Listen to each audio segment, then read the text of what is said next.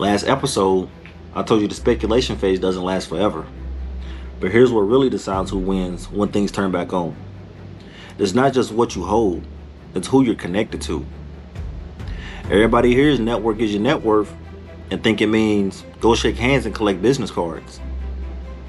Nah, I'm talking about access, information, opportunities you don't even see until somebody puts you in the room. Because you can be smart, you can work hard, and still be stuck if you're surrounded by people who only talk problems. If you're trying to level up without the hype, you're in the right place. What's good? I'm Juan, and welcome back to the Everyday Come Up. Real life, real money, real progress.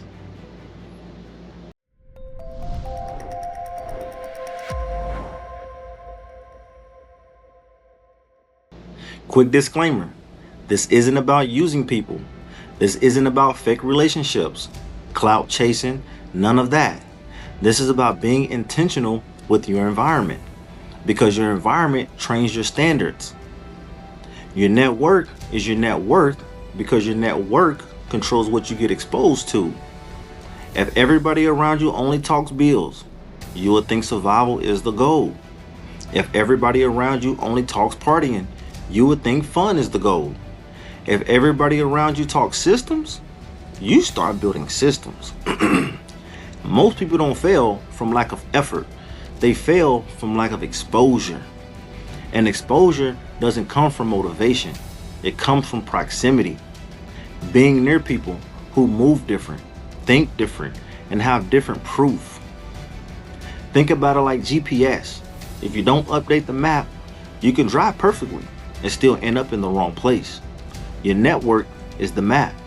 It updates what you believe is even possible. I remember when my normal conversations were just work, stress, expenses, trying to keep things together. And that wasn't wrong.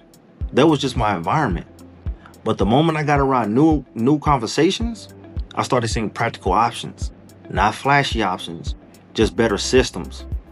One person mentions a play you never heard of. One person shows you how they budget. One person breaks down how they set up extra income. One person explains digital assets without the noise. And now you've got a new lens.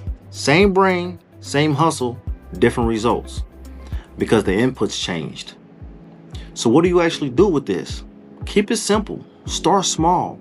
No awkward networking. And please, no pretending. Audit your inputs. Who do you hear the most? And what do they talk about daily? Upgrade one conversation, one podcast, one book, one community, one mentor type voice. Even if they don't know you yet. Become valuable first.